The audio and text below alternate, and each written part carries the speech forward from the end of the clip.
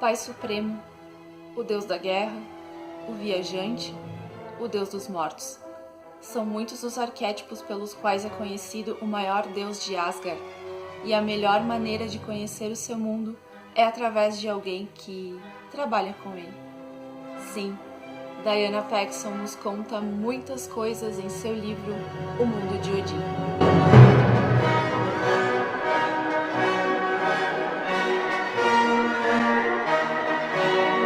Antes de mais nada, eu gostaria de contar uma novidade muito legal para vocês, que na verdade quem me segue lá no Instagram já sabe, né?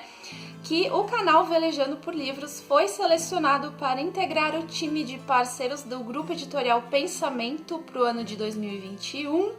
E então, todos os meses, a partir de agora, eu vou receber um livro do selo Pensamento, que é o selo para o qual fui selecionada, para ler e trazer a resenha aqui para vocês. Agora, no final de março, chegou a minha primeira caixinha da Pensamento, que como foi o primeiro recebido, foi um recebido mais especial. Então, além do livro que eu pedi, que é o que nós vamos conversar mais hoje, também veio o Almanac Wicca 2021 e um mimo, uma caixinha cheia de florzinhas, de sabonetinhos cheirosos, muito cheirosos mesmo. Tudo muito lindo. E o principal, né, que foi o item que eu pedi, que eu já estava de olho nesse livro há um tempinho, O Mundo de Odin, de Diana L. Paxson. Apesar do subtítulo do livro ter um viés mais voltado para a magia, afinal o subtítulo é Práticas, Rituais, Runas e Magia Nórdica no Neopaganismo Germânico, a autora também nos conta um pouco sobre histórias e arquétipos do deus Odin, tudo embasado nos Eddas, que são os principais poemas nórdicos, né? São poemas datados do século XIII, que foram encontrados na Islândia. E esses poemas servem como base para todas as histórias da mitologia nórdica que a gente conhece hoje em dia. Como já não bastasse ela trazer referências fidedignas e estudar e ensinar mitologia germânica há mais de 30 anos, a Diana Paxson também afirma ter encontros com o deus Odin, pois além de escritora, ela é uma sacerdotisa, ela faz parte de uma comunidade de pessoas que cultuam e estudam o paganismo nórdico, e ela conta que através de mentalizações, o deus Odin apareceu para ela há muito tempo atrás e ela começou a trabalhar com a energia dele. Então, desde então até quando ela escreveu esse livro, ela trabalhava com Odin e para Odin. Diana é especial? Sim, pois o próprio Deus que escolhe com quem ele quer manter contato. Mas isso não faz dela uma exclusividade. Ela inclusive conta aqui no livro sobre outras pessoas que também têm esse contato com Odin. Inclusive ela traz alguns relatos dessas pessoas aqui, né? Como é que foi encontrá-lo, como é que é trabalhar com ele. E algumas pessoas, depois de alguns anos, depois do propósito ser cumprido, elas são liberadas do seu culto. Odin também não exige exclusividade. Essas pessoas que trabalham com a sua energia podem cultuar outros deuses, trabalhar com outros deuses, inclusive não só da mitologia nórdica, inclusive de outros panteões também, até porque quase todo mundo que vai para esse lado, que gosta disso, já tem um pensamento mais politeísta, então seria muito egoísmo da parte de Odin, né, querer exclusividade. Ele não é assim, segundo os relatos aqui do livro, mas quando ele escolhe alguém para ter contatos imediatos de terceiro grau, como a própria autora chamou aqui no livro, essa troca de energia, essa magia se torna muito intensa. Como nós vemos no decorrer do livro, intensidade é com ele mesmo. Como eu citei no início do vídeo, o deus traz muitos arquétipos, ele é conhecido de muitas formas e ele possui muitos nomes, muitos mesmos. E em cada capítulo aqui a gente vai conhecer alguns de seus arquétipos, né? Então, cada capítulo fala de um arquétipo em específico. Então, a gente vai ter o deus da guerra, o viajante, o deus dos mortos. Ele carrega muitos estigmas e esses estigmas são discutidos aqui de uma forma bem interessante. E a autora também aborda muito os principais mitos nórdicos que Odin protagoniza, principalmente aqueles onde ele sacrificou alguma coisa para conseguir outra que ele compartilha com a humanidade. Por exemplo, a sabedoria.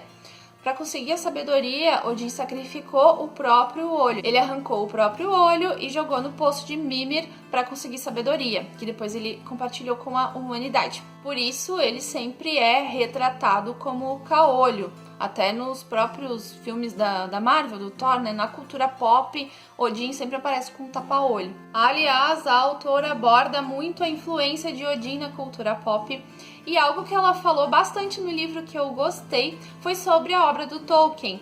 Então, ela fala num capítulo aqui, mais especificamente sobre o arquétipo de viajante de Odin, sobre o nosso querido mago errante, o Gandalf. O Gandalf é uma representação de Odin. Creio que isso não seja uma surpresa para quem acompanha a obra de Tolkien, afinal, O Senhor dos Anéis foi inspirado no mito Anel do Nibelungo, que também está contido na ópera de Richard Wagner, que é citada também no livro, né? Aquela ópera que a parte mais conhecida é a Cavalgada das Valquírias. Aliás, as Valquírias também não foram esquecidas, a autora fala das Valquírias aqui, ainda bem, porque eu adoro as Valquírias.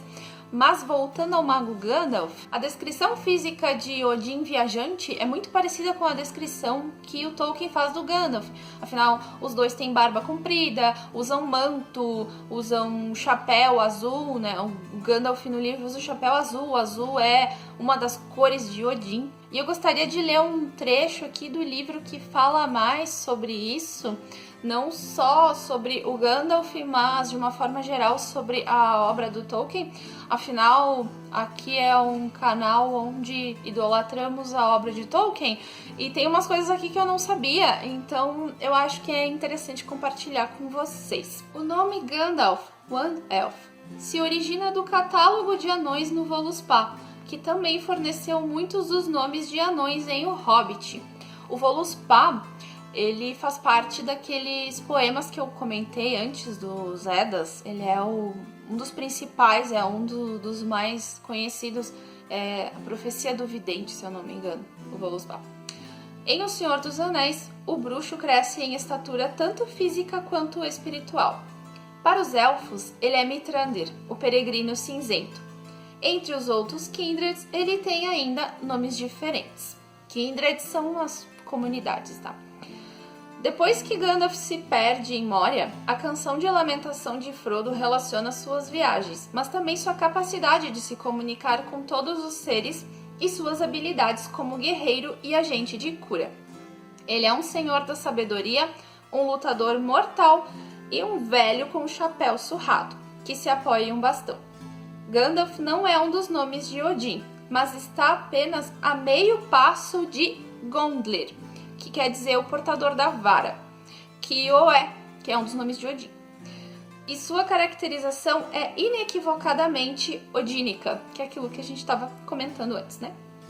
Se alguém tiver alguma dúvida, o fato de Gandalf chegar em uma quarta-feira e beber somente vinho tinto no jantar dos anões deveria ser uma revelação. E que ele coloca entre parênteses que o vinho tinto que o Odin fez isso em Grimsnall, que também faz parte dos Eddas. Quando o Bilbo abriu para permitir que Gandalf entrasse em Bag End, Bolsão, para muitos leitores ele também permitiu a entrada de um reflexo do deus. Eu aprendi muitas coisas com esse livro, muitas curiosidades.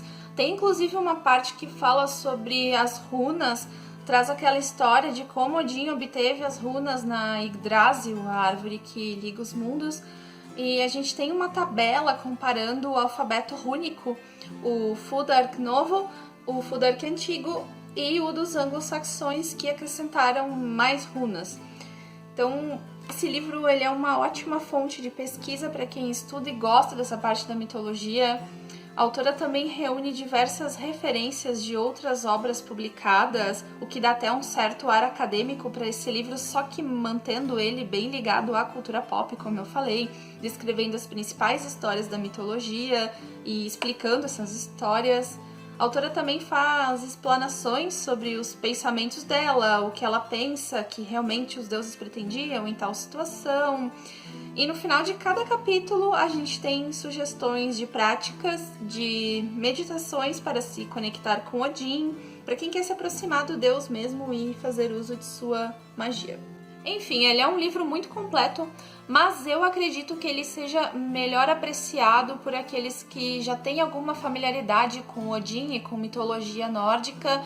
Não precisa ser praticante de magia, até porque a autora não foca nesse aspecto o tempo inteiro. Como eu falei, ela explana muito sobre os arquétipos e a história do deus e da mitologia nórdica no geral, né? Mas sim, eu recomendo mente aberta para ler os relatos dela quando ela se aprofunda nessa parte, né? Das visualizações dela com Odin e das outras pessoas também. Ainda assim, caso você apenas queira consultar uma fonte mais fiel, né? Se você gosta desse tipo de assunto, você se interessa pela história de Odin principalmente, é um livro que vai suprir as suas necessidades. Se você não conhece muito desse mundo, mas se interessou, eu recomendo fazer primeiro uma leitura de um livro mais acessível para conhecer as histórias, tá?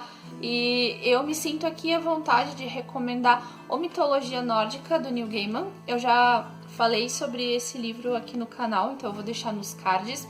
E eu me sinto à vontade recomendando ele porque a própria autora do mundo de Odin, ela fala muito de Neil Gaiman, né? Então, acho que é uma fonte legal aqui para quem quer conhecer, né? É um livro mais acessível, digamos assim.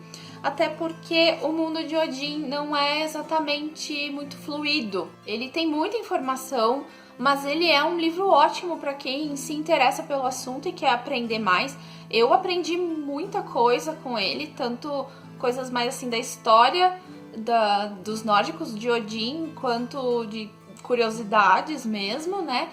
E eu gostei tanto dele que eu queria comentar mais coisas, sabe? Teve mais referências que eu vi ali, de coisas que eu já tinha visto na minha vida, mas se eu ficar falando, o vídeo vai ficar enorme.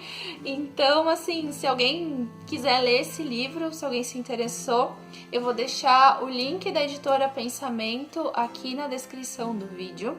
Aí vocês deem uma olhadinha lá, porque tem muito livro legal. Tem bastante livro, assim, com esse viés mais mágico, mas não tem só isso, tem outras coisas também. Afinal, a Pensamento tem vários selos e cada selo tem um segmento, né, mais voltado para alguma coisa, então tem para tudo que é gosto.